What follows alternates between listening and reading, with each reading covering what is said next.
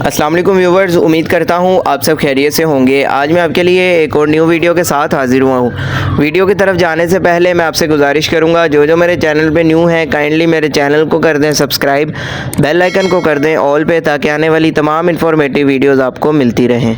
आज हम जिस बारे में बात करेंगे वो है एक्वाजोल क्रीम, जिसको बनाता है मार्टिन डो फार्मा, एक अच्छा मल्टीनेशनल फार्मा है। अगर हम इसकी कंपोजिशन की बात करें तो इसके अंदर मौजूद है हाइड्रोकोर्टिसोन और क्लोट्रिमाजोल।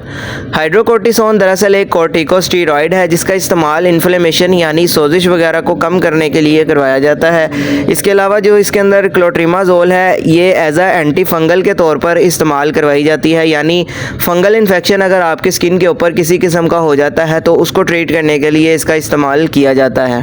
तो सबसे पहले अगर हम बात करें तो इसका इस्तेमाल करवाया जाता है रिंग वॉर्म्स में। ये एक फंगस इन्फेक्शन की वजह से हमारी स्किन के ऊपर राउंड शेप के अंदर फंगस हो जाती है, तो ऐसी सूरत में इसको कंट्रोल करने के लिए इस क्रीम का इस्तेमाल करवाया जाता है।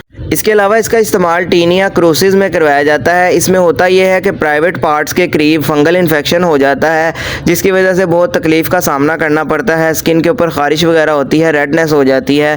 तो ये दरअसल मर्दों के साथ इस तरह के मसाइल देखने को मिलते हैं, तो ऐसी कंडीशन को ट्रीट करने के लिए भी इस क्रीम का इस्तेमाल करवाया जाता है। इसके अलावा एथलीट फुट्स आ जाते हैं, जिसमें होता यह है कि पैरों की उंगलियों के दरमियान इस तरह का जो है फंगल रिएक्शन देखने को मिल जाता है, तो ऐसी कंडीशन में भी जो है इसको ट्रीट करने के लिए इस्तेमाल करवाया जाता है।